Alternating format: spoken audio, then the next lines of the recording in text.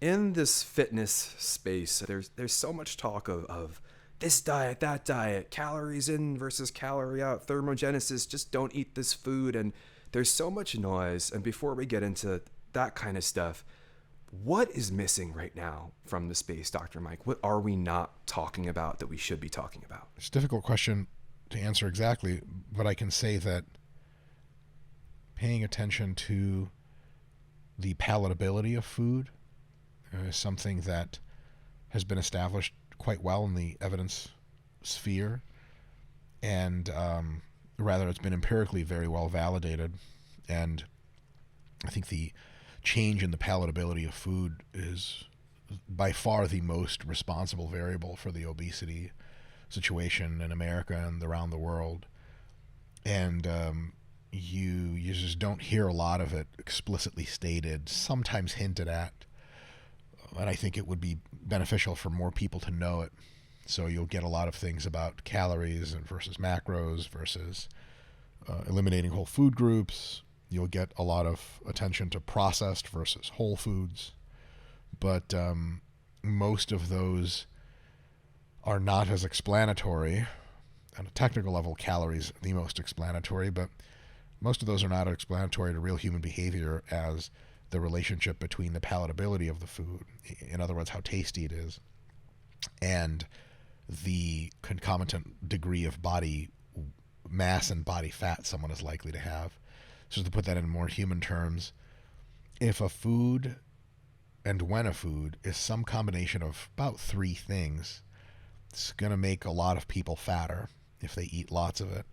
Thing one is that it's very palatable. It's very tasty. You want to eat it. Thing two is it's not very filling for how tasty it is. And thing three is for how filling and tasty it is, it has a high calorie density. So it's lots of calories per volume of food that you can put in your mouth. And so if you take into account what variables and what kinds of food consumption correlate most with obesity, almost always and almost everywhere, the people that become the most obese are the ones that are consuming the highest fraction of foods that have a high palatability. They're very tasty. They have a huge calorie density.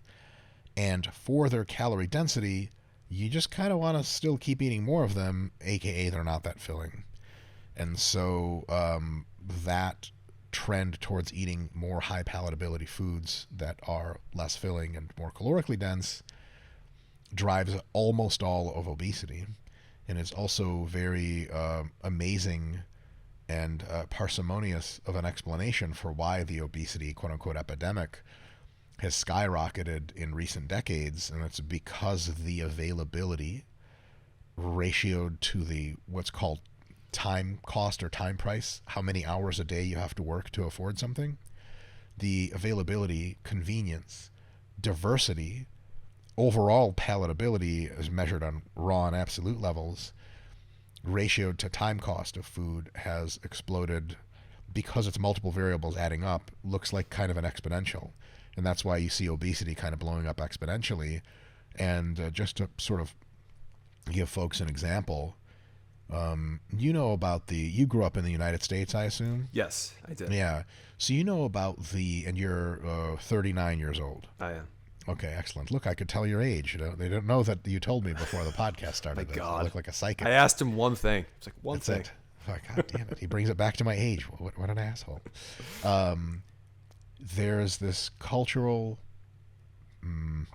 construct,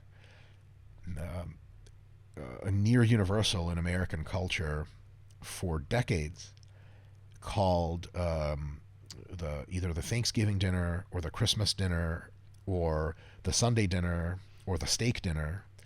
These dinners where you had access to things like lots of meat, turkey, desserts, prepared foods. And these were meals that were extra enjoyable from a palatability perspective and a caloric density perspective. And they're culturally relevant because they were considered abnormal, not in the bad sense, but in the sense of like the special.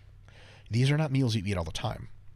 Now, that was the case from, the 1920s, 30s, 40s, most of the 50s, etc. But as the average wealth of the average person began to accumulate to greater and greater heights, and the time cost of purchasing such foods, the convenience of such foods and their availability nearly ubiquitously has skyrocketed, there's actually just nothing special anymore about a ham or Christmas dinner or something.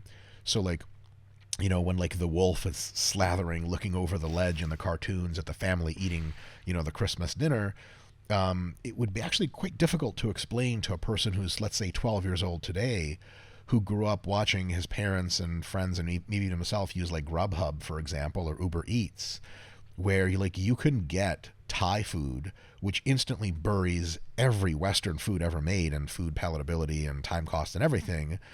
Like, there is no beating pad Thai. It's undefeated. And if you can get pad Thai anytime you want, 3 times a day for very affordably for most people, the sort of valorization of that super special steak dinner just kind of goes out the window. And at some point it becomes difficult for people in a modern day who don't have that historical reference to understand what's even so special about these foods. But that really puts into perspective the fact that now the very poorest Americans can every day afford to eat in a way that in the 1930s, 40s, and 50s was considered a once a week, maybe once every few months, probably real special way. You can go to Costco or Sam's Club or most grocery stores and get a completely pre-made, preheated, pre-treated rotisserie chicken. It's delicious. It is already made. It costs like $5.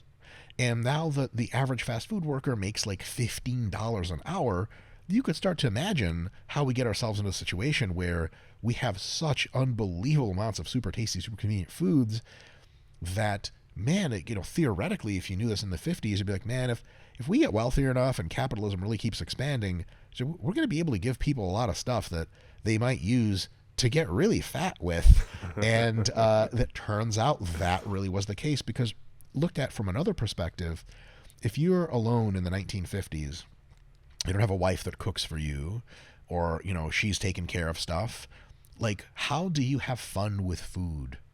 Do you go to local malt shop? Maybe there's the first few malt shops opening up in your town. Maybe you don't even have one. And so you eat from a much more utilitarian perspective. You might have some bread. You might go to the store, make it some kind of cut of meat. You have to sort of grill it yourself. Maybe you put it in the oven. It comes out okay. There's a couple, ketchup maybe is available, mustard. Maybe you have some veggies or something. And it's kind of like, it's just really difficult to like have tons of fun with food. Now, assume you're, let's say, high on marijuana and getting ready to eat some grub. Someone drops you off in a modern grocery store. I mean, it looks like paradise magic. Like, how? Our grocery store, I live in Brighton, Michigan, which is kind of close to Detroit. Our Kroger, our local Super Kroger, which is the supermarket, Charlie, I kid you not, has 3 separate aisles of just potato chips. Wow. And, like, that's the obesity epidemic. Because if you give people super tasty food that has tons of calories and doesn't fill them up, most people do not eat for macros. They don't eat for calories. They eat for what's in here. They just eat because they want to eat. And they auto-regulate their intake based on when they no longer want to eat. And how many calories you've put into your body when you no longer want to eat Taco Bell is a very different number of calories than just some black bread, cuts of chicken, and a couple of veggies. Like, you're just not going to eat that stuff for that long. And you eat 1,000 calories of it, you're like, whatever, I'm done here. But like 1,000 calories of Taco Bell, you're just getting started. And so that really is, I wish, to be more of a conversation, because usually people have a lot of red herrings and straw men in that, processed foods. Well, hold on a second. I can have a food that's very, very processed, casein protein, micronized and all that stuff. Who overeats casein protein? My colleague Jared Feather, who's our head coach of our physique division at RP, is a fun test he does with clients when they say that they're hungry. And he goes, no, you just have cravings. And they're like, no, I'm hungry. He's like, oh, gotcha. You can have as much casein pudding as you want tonight. And they're like, man, go f*** yourself. I wanted pizza, damn it. I don't want more casein pudding. Here's the thing. If you're actually physiologically hungry, like a starving person, you'll eat bowls of casein pudding. Right. But still not as many bowls as you would eat of Taco Bell contents. And I do say Taco Bell contents for a reason, because I think Taco Bell, and my friend James and I always joke about this, there's like 3 to 5 ingredients in Taco Bell, and it just intermixed in different topographies, and that's what you get. It's like when you put one under the other, it's a pizza. Yes. When it's on top, it's a chalupa. That's it. Brilliant. Oh, yeah. Thank you. I should have thought of that 20 years ago, and I'd have I my should own have thought of that 20 years ago. I just learned it about 5 years ago myself. So. It's totally true. I remember my sister and I would go there as kids all the time. She'd be like, "I want the Mexican pizza," and I'm thinking to myself, they just smushed the taco. These are the tacos that fell on the floor, and they picked them up, and they just. That's what we meant to do. Have you ever seen Apollo 13, the movie? I have. Okay. Yes. There's a scene there for folks who haven't seen it where all the top NASA engineers are kind of sitting in the little flight center, and this guy dumps a bunch of components on the table, and he goes, "With just this stuff, we have to make this square component fit this round component." I swear to God, that's how Taco Bell was born. They're like, okay, we have cheese, we have tomatoes, we have lettuce, we have various tortillas, and we have ground meat and a sauce optional. Guys, wait, we have sour cream. All right, there we go. There's 7 ingredients, and he dumps them all in front of like food scientists, and he's like, make this into a menu of 20 items. They're like, geez, you know what? Someone's like, Mexican pizza, because the thing fell on the ground. To your point, there you go. That is the American dream because they found a way to do it. Really, they did. Think about the a way to do inbound it. shipments to the Taco Bell every morning. The truck drops off. It's like 5 things. You know, like you run a real restaurant, you need like 80 different ingredients. Nah, they're like, look, we're going to do this with 6. No worries. They were the greatest business owners too because they had so many pivots. There's like 49 different places we can get our not really meat from. And I love it.